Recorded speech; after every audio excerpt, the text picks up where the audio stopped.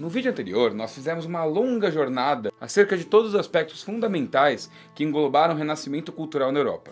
Afinal, ele foi um ponto de virada muito fundamental. Foi o pontapé inicial da modernidade, o pivô da globalização, a retomada do humanismo e o alicerce da vida cultural e científica do mundo ocidental. Ou seja, tudo muda na Europa. E essas mudanças também exercem uma imensa influência no resto do mundo. Mas, a bem da verdade, muito nos ajuda a entender o que é geral, voltar os olhos para o particular. E é isso que faremos hoje, voltar nossos olhos para as particularidades de um dos muitos renascimentos, o Renascimento na Península Itálica.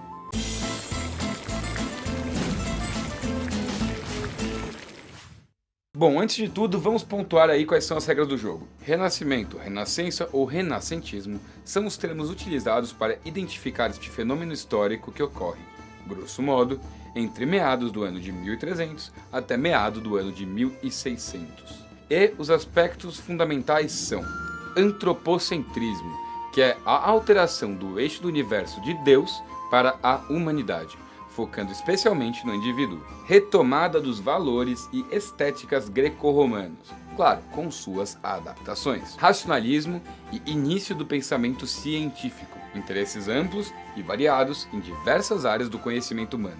E a cara do mundo desses sujeitos também era bastante singular. Grandes navegações, o mundo ficava cada vez maior e mais complexo. Estados nacionais e absolutismo monárquico. O poder mudar a sua face, deixando de lado o modelo feudalista. Protestantismo. A religião deixa de ser monopólio católico e passa a encarar grande concorrência, além de revisar seus valores. Burguesia. Uma nova classe desassociada dos antigos critérios sociais, com grande potencial revolucionário e em rápida ascensão. Tecnologias, artes e ciências, que introduzimos tudo um pouco antes. Bom, nessa época, uma região da Europa, em especial, começou a desenvolver bem mais rápido o Renascimento. Essa região era a Península Itálica, e esse país será muitos anos depois, no futuro, conhecido como a Itália.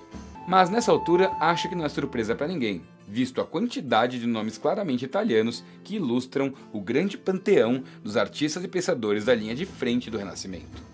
E não é surpreendente que seja esse o palco, visto que for o berço e a casa da cultura latina. Sobre as ruínas do antigo Império Romano, que se encontraram os símbolos tangíveis do passado a ser retomado e servir de inspiração para o movimento.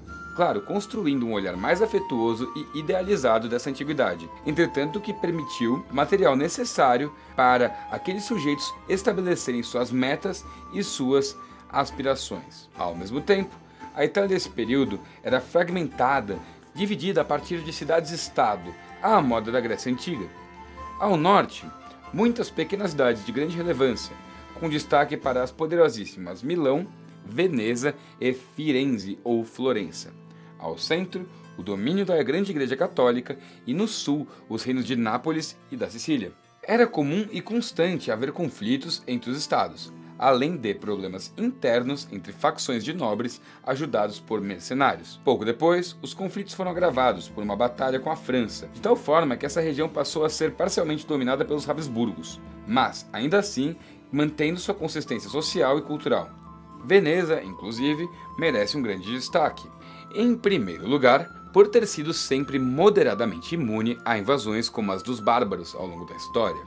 Em segundo lugar, por ser uma cidade muito rica, que enriquecera mais ainda durante as Cruzadas, pela vitória em conflitos que possibilitou o monopólio do comércio do Mediterrâneo. Mas, mesmo com a relevância de Veneza, a cidade que foi o verdadeiro pilar do Renascimento foi Florença.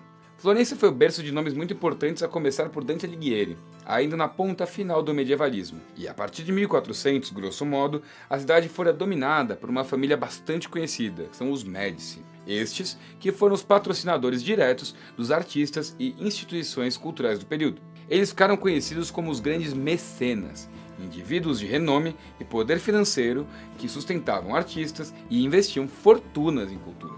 Foi durante o governo de Cosme de Médici que nasceu a Academia Florentina, onde foi redescoberto Platão e outros autores fundamentais que pavimentaram a estrada pela qual caminhariam os renascentistas. São de Florença Leonardo da Vinci, Michelangelo, Galileu Galilei, além de muitos outros que viriam mesmo após a queda dos Médici, como é o caso de Nicolau Maquiavel, ou Machiavelli. E nenhum lugar da Europa viveria com essa mesma vivacidade o renascer cultural. Até porque, para ser honesto, só renasceu algo de verdade mesmo na Península Itálica. Afinal, ainda que o Império Romano tenha alcançado toda a Europa, sua influência só foi realmente mantida e lembrada nas imediações da capital e do Império Bizantino. No norte da Europa, em contrapartida, os povos bárbaros tiveram papéis de maior destaque. Povos como celtas, godos, saxões, entre outros. O movimento renascentista que dominou a Itália ao longo do século XV, portanto, demorou para trespassar os Alpes e subir ao norte da Europa. Inclusive, mesmo o cristianismo chegou lá bem mais tarde. Aliás, outra particularidade do renascimento italiano é o catolicismo. Afinal, a Igreja Católica nunca deixou de ser monopólio nessa região que circunda o Vaticano. No resto da Europa foi um pouco diferente. Na Alemanha, nasceu o luteranismo. Na Inglaterra, o anglicanismo. E na França e Suíça, o calvinismo. Ou seja, o protestantismo e a influência bárbara fizeram com que o renascimento no norte fosse bem mais tardio, bem menos festivo, e ainda que contenha nele a mesma alma e o mesmo espírito do tempo e compartilhe boa parte das características. A riqueza e a variedade dessas produções, ideias e estéticas é justamente a característica mais importante de todos os renascimentos.